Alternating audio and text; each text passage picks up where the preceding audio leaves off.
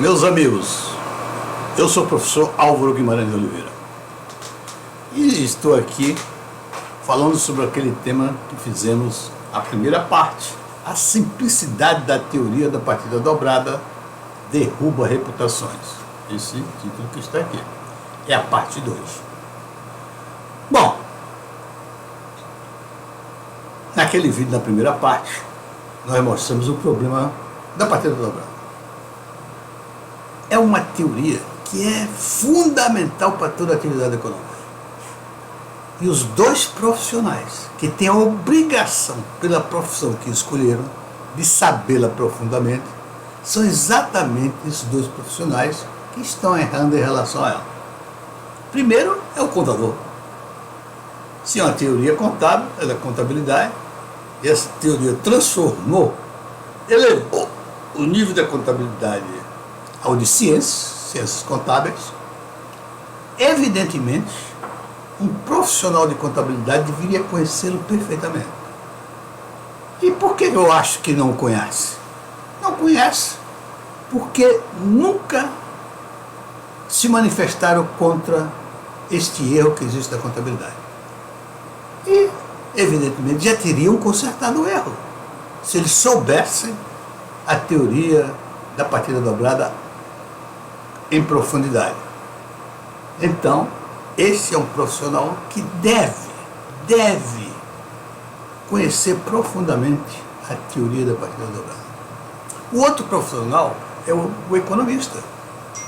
Economia nada mais é do que a extensão da contabilidade, porque a economia está montada, como qualquer ciência da atividade econômica, está montada, estabelecida em cima da contabilidade. E, portanto, a gênese dela é a teoria da partida dobrada. Outra coisa, a gente vê constantemente os erros dos economistas a respeito de contabilidade, como esse aí que vou mostrar aqui agora. Então não é possível que essa profissão não queira melhorar e reformar o seu currículo. E um economista sem contabilidade, ele não anda muito, ele é um saci-pererê, como diz o Paulo Guedes. Paulo Guedes tem sempre esse exemplo, eu vou usar o do Paulo Guedes. É um saci-pererê, que a perna forte, básica dele, a origem dele, ele não sabe. E não se esforçam para saber. Porque acham que contabilidade, a teoria da partida dobrada, principalmente, é uma no-brainer teoria. Mas é isso aí. Então, eu estou provando que a contabilidade é fundamental em todas as áreas, praticamente, tá certo? Da atividade econômica. E olhei aqui o problema da contabilidade, da matemática também. Encontro uma outra explicação. A matemática, você, por mal matemático que for, quando você for fazer cálculo, depende dos números, de onde ele vem. Por exemplo, nós vamos ver aqui que, em relação ao imposto de renda, cálculos foram feitos por dois renomados economistas. Um economista, que é o Paulo, foi o maior, considerado o maior ministro da economia do Brasil, de todos os tempos, e o senhor Pedro Ceriza, que é um gestor de investimentos badalado. Talvez o mais badalado gestor de investimento que nós temos. Ok? E quando eu estou dizendo isso, eu não quero diminuí-los, ao contrário, eu vou usá-los porque eles são estrelas do firmamento da economia. E eu mostro que o estrela do firmamento da economia não consegue livrar dos erros que comete em relação à contabilidade. O que eu quero dizer é que contabilidade não é no-brainer. Eu quero dizer que contabilidade não é uma coisa facílima que pode se relegar ao segundo plano. Contabilidade tem que se aprender, principalmente contadores e economistas. Tá certo? É uma das mais importantes, se não a mais importante ciência da humanidade, é a contabilidade. Então vamos lá para o exemplo matemático. Tem um vídeo aí, eu tenho aqui, aliás, é um podcast onde estão juntos o Pedro Cerezo e o Alexandre Schwartz, discutindo a economia política do Brasil. E numa parte dela, o Pedro Cerezo me sai com a seguinte: a questão do imposto de renda, que o rico não paga, que o rico, ou seja, o acionista, não paga imposto de renda. Não, não é verdade. Ele exatamente diz o que eu acho que é. Não existe acionista que não paga imposto de renda. E é verdade. Não existe acionista nenhum que receba dividendos e que não seja pago imposto de renda. Ou retido o imposto de renda dele. Tá certo? Nós vamos ver isso aqui. Mas ao mesmo tempo ele diz o seguinte, que poderia se melhorar a arrecadação do Estado diminuindo o imposto de renda. No caso aqui foi exatamente o número que ele deu, de 34%, por exemplo, para 20%. Então a empresa seria taxada menos. E para que não houvesse redução da carga tributária ou aumento da carga tributária, os 14% seria cobrado em cima dos acionistas. Eu olhei aquilo, isso não é possível. Sabe por quê? Porque isso mesmo disse o ministro, não era ministro, Paulo Guedes, numa reunião na Globo News. E como você sabe, essa é uma questão muito populista, usado pela esquerda, que os ricos não pagam imposto de renda, os acionistas não pagam imposto de renda. Mas os esquerdistas, eles não conhecem nada. Imagine conhecer contabilidade. Não conhecem nada esquerdista. Então é fácil para eles usarem isso, bater isso como se fosse uma verdade. E claro que não é. Tá certo? E aí, eles bateram palma aquela gangue do Globo News, porque são ignorantes. Ali é difícil aparecer algum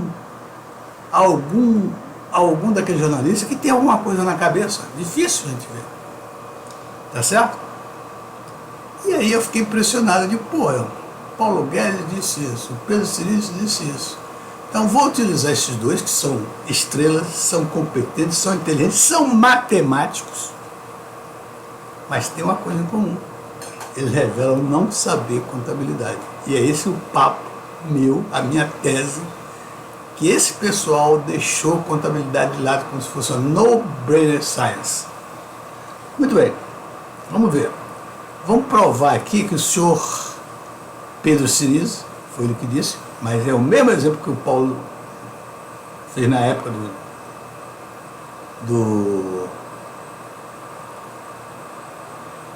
na época antes das eleições, lá no Globo News.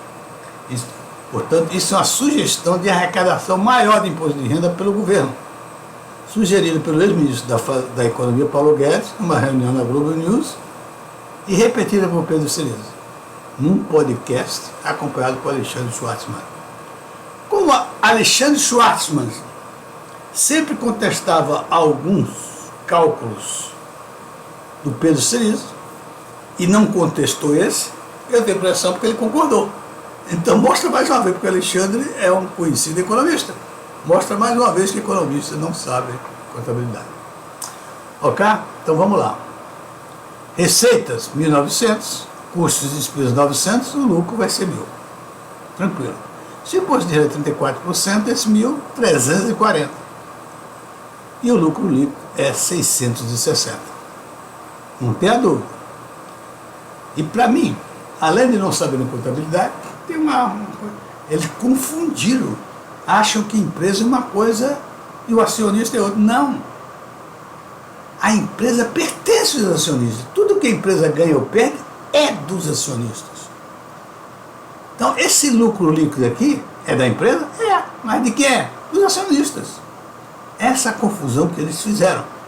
Tá certo? Eu vou mostrar. 600. Se tudo aqui é da empresa, e se a empresa pertence ao acionista, as empresas podem pagar 660 de dividendos, que é o lucro que ela tem. Concordam comigo? Vamos lá. Muito bem. Então o que o Pedro Cerezo diz? Olha só, vamos fazer o seguinte. Aqui o mesmo exemplo, 1.000 receita.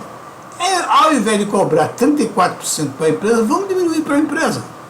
Cobra 20% para ela, ela fica com 1.000, com o imposto de 200, portanto, resta aqui 800. E ela vai distribuir esses 800. O que ele faz? Completa, porque aqui ele é 34, cobrou 20, falta mais 14. 14 completa, cobrando do acionista, 112. E aí, restam 688 para ser distribuído. Porque isso aqui é do dono da empresa, é dos acionistas, dos acionistas.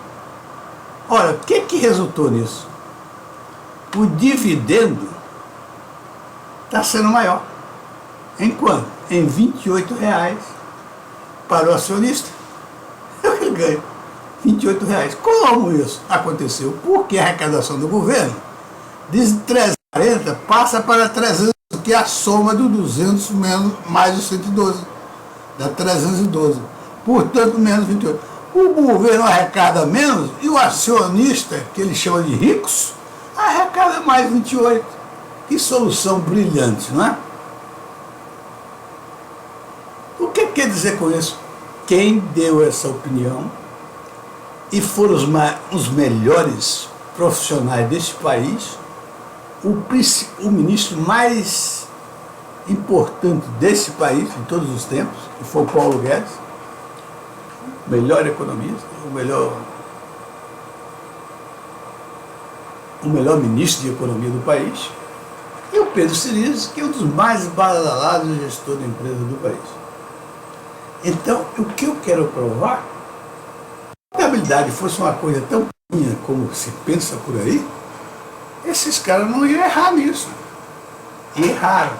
Erraram exatamente porque eles aceitam que contabilidade seja um no-brainer science. É tão simples contabilidade que eles deixam para lá, não liga para ela. Tá certo? E aí, meu amigo, onde a partida dobrada derruba reputações. Eu estou mostrando simplesmente, deve cuidar, deve-se estudar profundamente contabilidade, que é a mais importante ciência da humanidade. E nem todo mundo a conhece como alguém pensa. Os economistas pensam que ela não vale nada. Eles sempre dizem isso. Sempre dizem. Eu fui expulso do prédio, minha turma de técnico de contabilidade foi expulso do prédio de economia da Bahia, da Faculdade de Economia da Bahia, para não confundir com economista. Então eu saí, fui formar em outro lugar, terminei o curso, fiz vestibular e voltei para a Faculdade novamente de Economia. E dentro de economia não aprendi um centímetro assim de qualidade, que não dão a menor atenção. Professores horríveis, que não sabem nada, pior do que qualquer aluno zero, é que colocam para ensinar contabilidade nos cursos de economia. Eu sei disso, meu amigo, porque eu tenho mais de 40 anos na atividade como professor. E sempre eu estou ensinando nos cursos de MBA. MBA Economia tem contabilidade. MBA em Finanças tem contabilidade. MBA em Marketing tem contabilidade. Todos esses, eu participando de tudo isso, mais de 40 anos, em todo o Brasil. Então, eu sei exatamente os alunos que têm dificuldade. Então, eu digo para vocês, os alunos que têm dificuldade de ensinar a teoria da contabilidade são economistas e o próprio contador. Porque o contador chega na sala de aula, ele acha que é o nota 10. Ele está fazendo MBA em Economia e Contabilidade, ele não quer nem ver a aula. Ele acha que sabe demais. Mas o fato é que existe um erro em contabilidade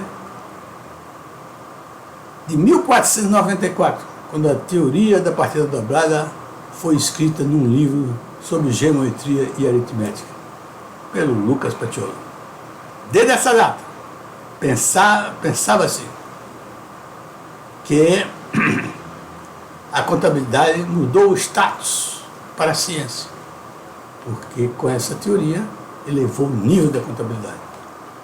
lei do engano, a aplicação prática da teoria da contabilidade foi errada e está errada até hoje. Só recentemente, no meu livro, que eu acabo de publicar na Amazon,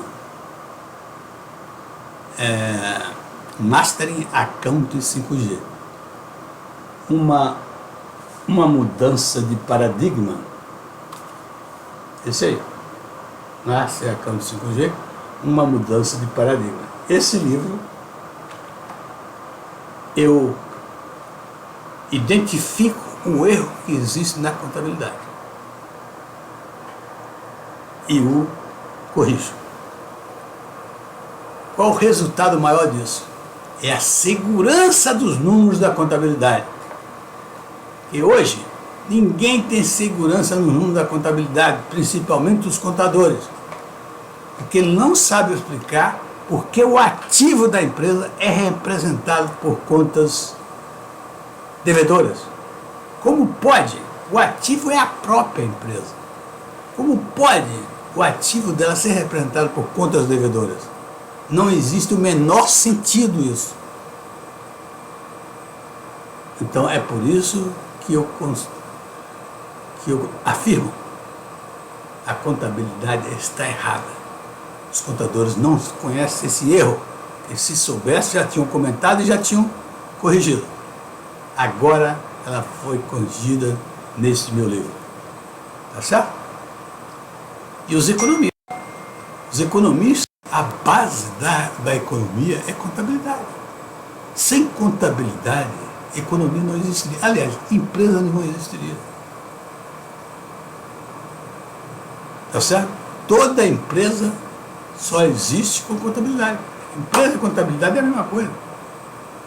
Não pode nunca existir uma empresa sem contabilidade.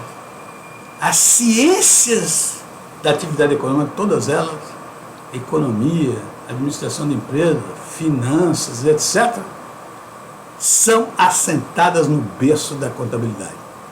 Ok, pessoal? Um abraço e até a próxima.